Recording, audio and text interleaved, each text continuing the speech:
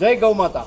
આજરોજ અમારી team Rajkot Jasdan highway ઉપર કાંતાબેનની ગૌશાળાની મુલાકાતે આવેલી છે।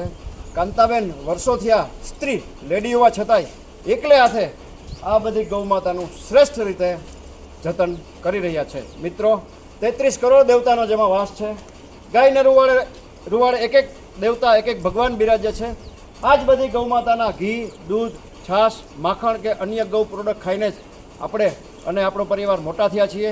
એવું કહેવાય છે કે ઈશ્વરે માત્ર ને માત્ર મનુષ્ય જાતિની સેવા માટે જ આ બધી ગૌ માતાને આપણી ધરતી ઉપર મોકલી છે। આવ્યા વિશ્વની માતા, કામધેનુ સમાન ગૌ માતા આજે ઠેર ઠેર બેહાલ પરિસ્થિતિમાં પોતાના દુઃખભર્યા દિવસો વિતાવી રહી છે। ગામડે ગામડે આ બધી ગૌ માતા પોતાનું પેટ ભરવા માટે કે કચરાનો ઢગલો ફોપસતી હોય છે, પીવાના પાણી માટે ગટરમાં મોઢું નાખતી હોય છે, કે કાગળ, કચરો કે અન્ય અખાદ્ય પદાર્થ ખાઈને પોતાનું જીવન ગુજારવા મજબૂર બની છે। કાંતાબેન જેવા ગૌસેવકો આપણી ધરતી ઉપર પાયકા છે ને, એટલે જ આ બધી ગૌ માતા આજે આપણી વચ્ચે વિચરણ કરી રહી છે। કાંતાબેનને મેં પૂછ્યું શું જરૂરિયાત છે, તો અહીંયા ગૌ માતા ઘણી છે, એના માટે અવેડાની અર્જન્ટ જરૂરિયાત છે।